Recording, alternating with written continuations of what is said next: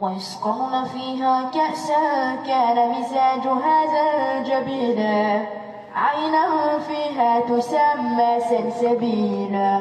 ويطوف عليهم ولدان مخلدون إذا رأيتهم حسبتهم لؤلؤا منثورا وإذا رأيت ثم رأيت نعيما وملكا كبيرا وإذا رأيت ثم رأيت نعيما وملكا